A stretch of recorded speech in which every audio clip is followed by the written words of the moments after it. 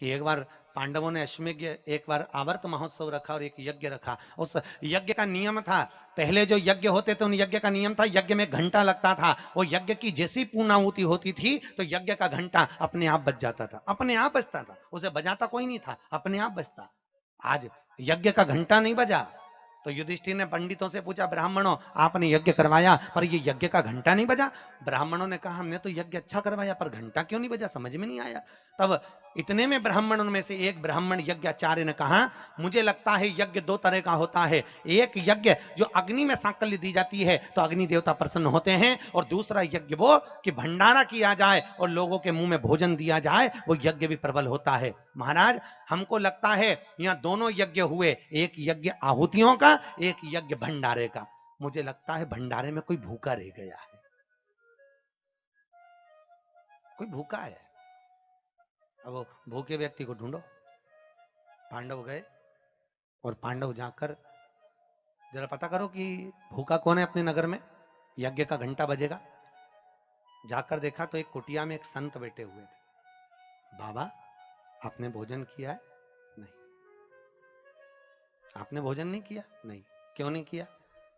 मैं काय को भोजन करूं, भंडारा हो रहा, चलो भोजन करो। नहीं नहीं मैं नहीं करता। भंडारे में भोजन नहीं करोगे? नहीं। क्यों नहीं करोगे?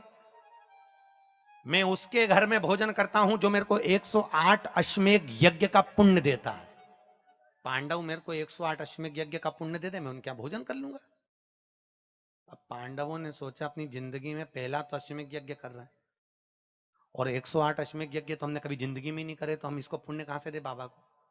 पांडव चले गए। द्रौपदी ने पूछा कोई मिला? हाँ एक संत मिला है पर 108 अश्वमेध यज्ञ का पुण्य मांग रहा है।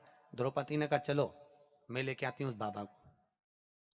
द्रौपदी गई, रथ लाया गया। द्रौपदी ने कहा रथ में बैठकर नहीं जाऊंगी, पैदल जाऊंगी। चप्पल लाई, द्रौपदी ने कहा नग्न पैर से जाऊंगी। नंगे पैर द्रौपदी उस संत के दरवाजे पर पहुंच गई।